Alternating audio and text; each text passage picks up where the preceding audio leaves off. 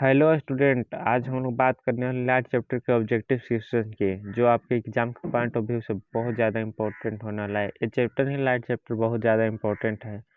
तो चलिए टाइम को वेस्ट नहीं करते हैं और जल्दी से अपने पूरे ऑब्जेक्टिव क्वेश्चन को ख़त्म करते हैं। तो पहला क्वेश्चन है, प्रकाश की किरण गमन करती है। ऑप्शन ए सीधी रेखा में, ऑप्शन बी टेढ़ी रेखा में, ऑप्शन सी किसी भी दिशा में, ऑप्शन डी इनमें से कोई नहीं। तो इसका आंसर क्या होगा, आप लोग कमेंट बॉक्स में बताइएगा। इसका आंसर होगा ए सीधी रेखा में। दूसरा क्वेश्चन है, प्रकाश का न्यूनतम वेग होता है। प्रकाश का न्यूनतम वेग किस में होता है? तो ऑप्शन ए है निर्वात में, ऑप्शन बी है जल में, ऑप्शन सी है वायु में, ऑप्शन डी है कांच में। तो इसका आंसर हो जाएगा क्या, कांच में, क्योंकि कांच का पूर्णांक 1.5 होता है और निर्वात और जल और वायु के कई से कम होता है। तो इसका आंसर हो जाएगा डी। आगे ऑप्शन क्वेश्चन 3, मोटर गाड़ी की चालक के सामने लगा रहता है। मोटर गाड़ी के चालक के सामने कौन सा दर्पण लगा होता है? मोटर गाड़ी के चालक के सामने लगा हुआ दर्पण रहता है, वो उत्तल दर्पण होता है। ऑप्शन ए है समतल दर्पण, जो कि गलत है। अवतल उत्तल में आप लोग बहुत कंफ्यूज होइएगा, लेकिन इसको अच्छा से ध्यान देना है। इसका और लेंस भी करके देखिए, डी है ऑप्शन लेंस करके, तो लेंस करके आप लोग को गड़बड़ा देगा, इसलिए अच्छा से याद कर लीजिएगा, ये बहुत बार पूछा हुआ क्वेश्चन है। Option B. चौथा क्वेश्चन, मोटर कार के हेडलाइट में किसका प्रयोग होता है? मोटर कार के हेडलाइट में किसका प्रयोग होता है? तो ऑप्शन ए समतल दर्पण, ऑप्शन बी उत्तल दर्पण, ऑप्शन सी अवतल दर्पण, ऑप्शन डी उत्तल लेंस। देखिए ऊपर के तीसरा क्वेश्चन के ऑप्शन जैसा ही एकदम है, लेकिन सेम ऑप्शन है, लेकिन इसमें देखिए यही कंफ्यूज करता है। वहाँ मोटर गाड़ी के चालक के सामने दर्पण लगा होता है ना, जिसमें उत्तल दर्पण होता है, लेकिन मोटर गाड़ी के हेडलाइट में जो लाइट होता है, उसमें लाइट में अवतल दर्पण लगा होता है। अवतल दर्पण अवतल दर्पण लगा होता है, तो इसलिए इसको याद कर लीजिएगा, अवतल दर्पण। पांचवा क्वेश्चन पांचवा क्वेश्चन है, समतल दर्पण द्वारा बना प्रतिबिंब होता है। समतल दर्पण द्वारा बना प्रतिबिंब होता है। ऑप्शन ए वास्तविक, ऑप्शन बी काल्पनिक, option D both, option C both, option D इनमें से कोई नहीं। तो ऑप्शन बी हो जाएगा, ऑप्शन बी काल्पनिक, क्योंकि समतल दर्पण द्वारा बना प्रतिबिंब काल्पनिक और सीधा होता है।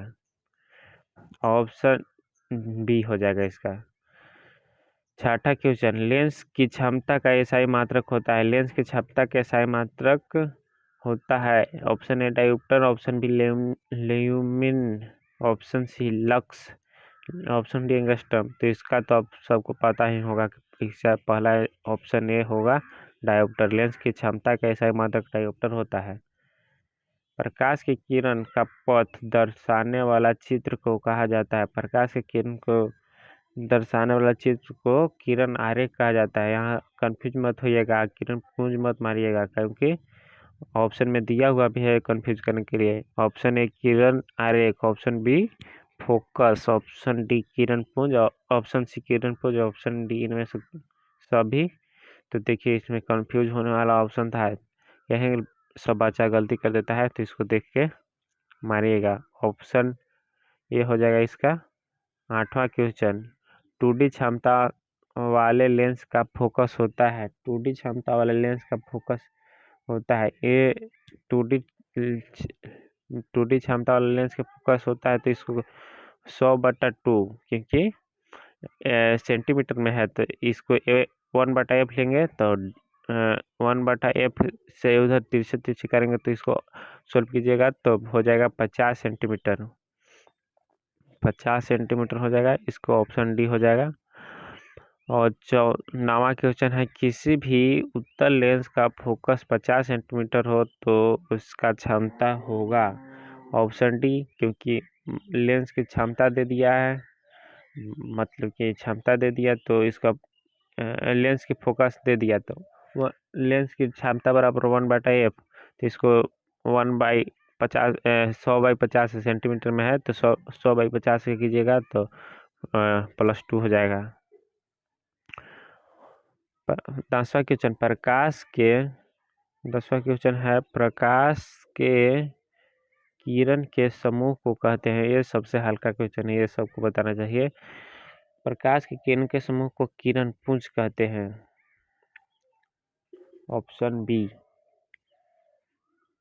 प्रकाश स्रोत, ऑप्शन ए प्रकाश स्रोत, ऑप्शन बी किरण पुंज, ऑप्शन सी प्रदीप, ऑप्शन डी प्रकीर्णन। तो इसका ऑप्शन बी होगा। 11वां क्वेश्चन उत्तर लेंस की क्षमता होती है। उत्तर लेंस की क्षमता होती है ऑप्शन ए ऋणात्मक, ऑप्शन बी धनात्मक, option C both, option D इनमें से कोई नहीं। तो इसका क्षमता होता है धनात्मक, ऑप्शन बी। उत्तर लेंस की क्षमता अवतल लेंस की क्षमता होता है, अवतल लेंस की क्षमता होता है जस्ट उत्तर लेंस के अपोजिट, तो इसका हो जाएगा ऋणात्मक। अवतल लेंस की क्षमता ऋणात्मक होती है। उत्तल 13वां क्वेश्चन है उत्तर लेंस को कहा जाता है। उत्तल लेंस को कहा जाता है उत्तर लेंस को अभिसारी लेंस कहा जाता है। उत्तर लेंस को अभिसारी लेंस कहा जाता है। ऑप्शन ए में ही अभिसारी लेंस है, बी में है द्वि उत्तल लेंस, सी में अपसारी। अपसारी अभिसारी में कंफ्यूज होता है आदमी, तो देखिएगा आप लोग अच्छा से मारिएगा। डी है NT, तो ऑप्शन ए अभिसारी। अभिसारी लेंस देखिए अवतल लेंस में उल्टा होगा, उत्तल लेंस में अभिसारी होगा तो अवतल लेंस में अपसारी होगा। चौथा क्वेश्चन भी है अवतल लेंस को कहते हैं, अवतल लेंस को क्या कहते हैं। ऑप्शन ए अभिसारी, ऑप्शन बी डी अवतल लेंस, ऑप्शन सी अपसारी, ऑप्शन डी इनमें से कोई नहीं। तो इसका सी आंसर हो जाएगा, ऑप्शन सी अपसारी। 15वां निम्न में से कौन सा पदार्थ लेंस बनाने में प्रयुक्त नहीं किया जा सकता है। कौन सा पदार्थ लेंस बनाने में प्रयोग नहीं किया जा सकता है। मिट्टी, क्योंकि जल को भी देखिएगा तो उसमें बुलबुला हो जाता है तो बड़ा छोटा लुक जाता है। कांच से तो इसका प्लास्टिक से भी बना सकता है, लेकिन मिट्टी से नहीं बनेगा क्योंकि इससे नहीं बन सकता है लेंस, क्योंकि ये दो पार्टी से नहीं लग सकता ना। मिट्टी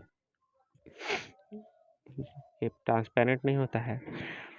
और हो गया 15 क्वेश्चन।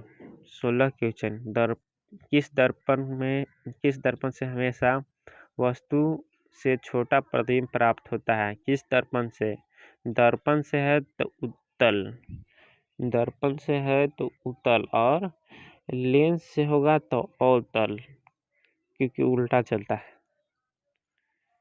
तो इसका ऑप्शन समतल है, उत्तल है, अवतल है और NT है, तो इसका आंसर हो जाएगा उत्तल। 17 क्वेश्चन किस दर्पण से वस्तु का बड़ा प्रतिबिंब बनता है। किस दर्पण से वस्तु का बड़ा प्रतिबिंब बनता है। दर्पण से है तो अवतल दर्पण, क्योंकि अवतल दर्पण में ही बड़ा और उल्टा प्रतिबिंब होता है, लेकिन उत्तल दर्पण में छोटा ही प्रतिबिंब होता है और सीधा प्रतिबिंब होता है। देखिए इसमें किस दर्पण से वस्तु का बड़ा प्रतिबिंब बनता है, तो इसका ऑप्शन ए समतल है, बी अवतल है, सी उत्तल है, डी इनमें से कोई नहीं है। तो इसका आंसर क्या होगा, अवतल हो जाएगा। अवतल हो जाएगा, इसको याद रख लीजिएगा, क्वेश्चन पूछा ही है। 18 नंबर प्रकाश के परावर्तन के कितने नियम होते हैं। प्रकाश के परावर्तन के कितने नियम होते हैं, तो इसका हो जाएगा ऑप्शन बी 2। 1 2 3 4 है तो 2 ही होता है प्रकाश के परावर्तन के नियम। 19 क्वेश्चन जब प्रकाश की किरण हवा से कांच में प्रवेश करती है तो मुड़ जाती है। अभिलंब से दूर, अभिलंब के निकट, अभिलंब के समानांतर, इनमें से कोई नहीं। जब प्रकाश की किरण हवा से कांच में प्रवेश करती है तो मुड़ जाती है। हवा का अपवर्तनांक होता है 1.33 और कांच का अपवर्तनांक होता है 1.5। तो हवा का कम हो गया, तो हवा हो गया क्या, सघन माध्यम, और विरल माध्यम हो गया कांच। तो इसमें 19 का हो जाएगा, अभिलंब के निकट आती है 19, क्योंकि सघन माध्यम से विरल माध्यम जाने पर प्रकाश की किरण अभिलंब की ओर मुड़ जाती है। आप लोगों ने पढ़ा भी होगा।